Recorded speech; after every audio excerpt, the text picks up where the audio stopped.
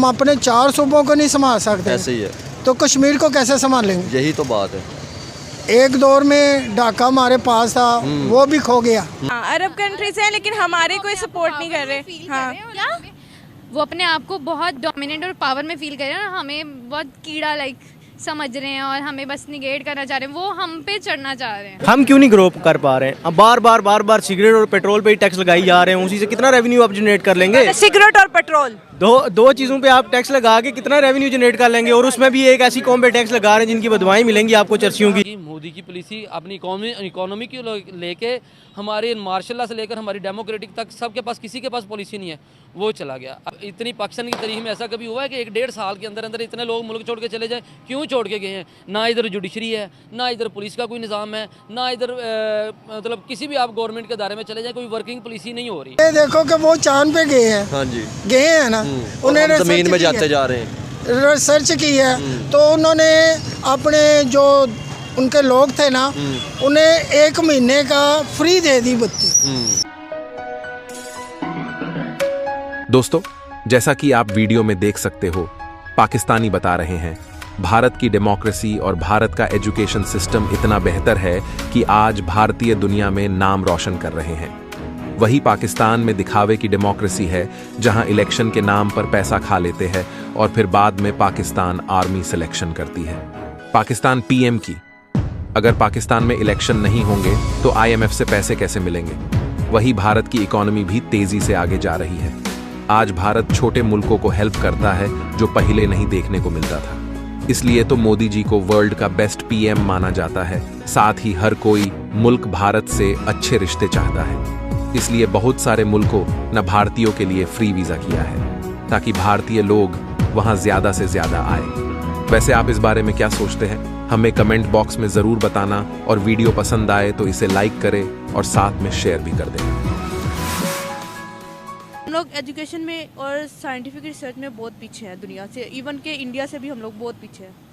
Muslim countries हमें किस नज़र से देख रही हैं? वो तो भारत को बहुत ज़्यादा आगे ला रही हैं, उनको चाह रही हैं कि वो किसी ना किसी तरीके से हमारे मुल्क में आए और हमारी इकोनॉमी को संभाल लें। उनका ये है कि उनके स्टूडेंट्स इतने इंटेलिजेंट हैं, हमारे क्या है, सारे टिकटॉक पे लगे हुए हैं। आजकल सारे बच्चे टिकटॉक पे लगे हुए हैं, टैलेंटेड कौम है ना, इसलिए। हाँ, तो अब हम क्या करती हैं, माएँ टाइम बचाने के लिए बच्चों को टिकटॉक दे देती हैं, जाओ चलाओ।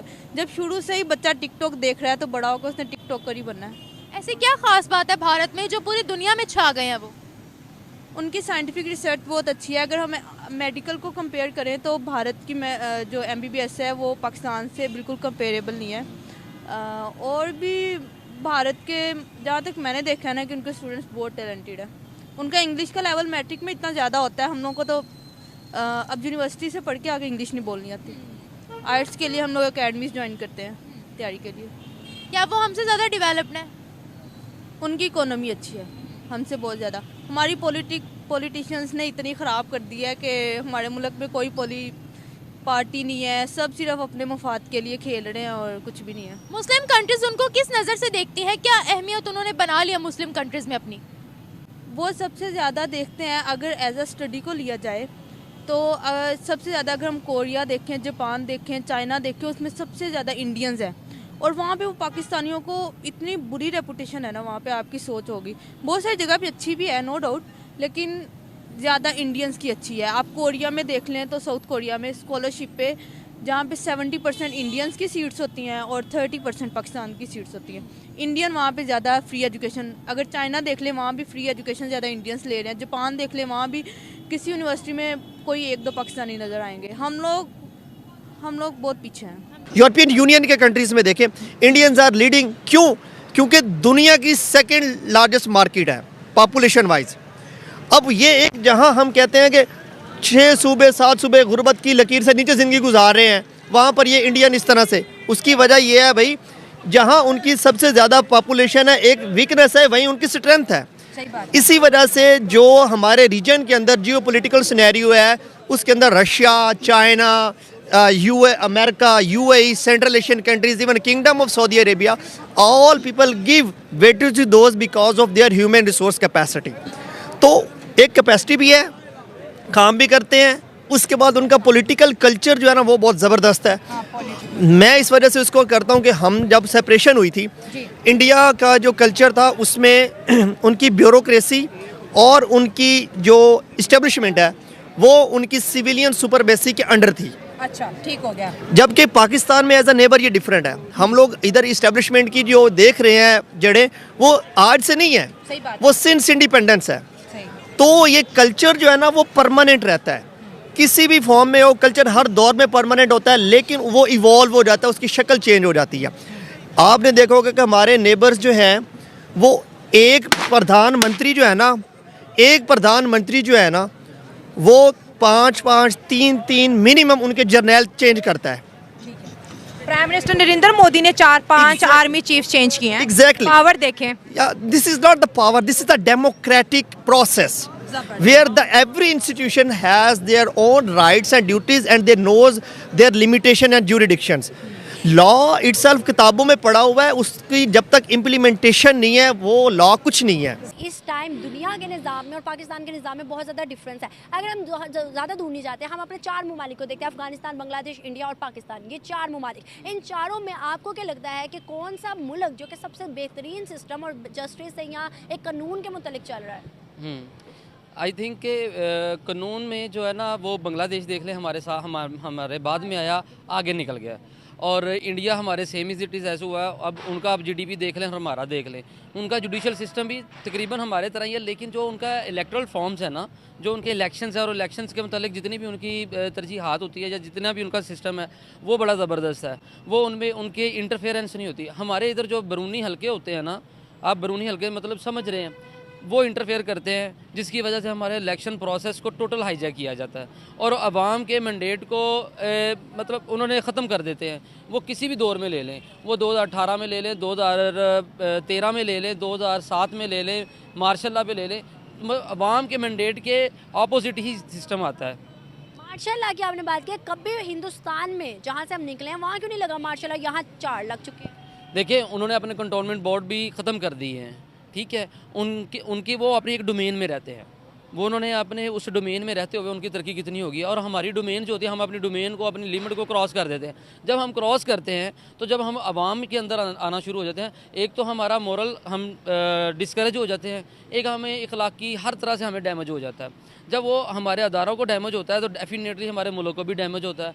और ओवरऑल फिर वो सिस्टम ना, वो एक उन्होंने सिस्टम को जकड़ लिया, उसको मजबूती से उन्होंने पकड़ा हुआ है, और जब तक वो उसको छोड़ेंगे नहीं, उसका दम नहीं निकलेगा, उसको सांस नहीं आएगा, वो अपने कुछ सोच विचार नहीं करेंगे, तो आप कैसे तरक्की करेंगे? आप तरक्की नहीं कर सकते। हमारे पॉलिटिशियन जो भी हैं मुल्क पे फोकस क्यों नहीं करते, आवाम पे फोकस क्यों नहीं करते? आज भी जो है हम कश्मीर की कभी बात कर रहे होते, कभी दूसरी तरफ इंडिया के मुसलमानों की बात कर रहे होते। आपको नहीं लगता कि हमारे पास जो कश्मीर था, हमारे पास जो बलूचिस्तान था, जो हमारा पंजाब सिस्टम था, जहाँ अब लोगों को फैसिलिटीज़ देनी चाहिए? बेटा, हमारे 4 सूबे हैं, हम अपने 4 सूबों को नहीं संभाल सकते। ऐसे ही है, तो कश्मीर को कैसे संभालेंगे? यही तो बात है।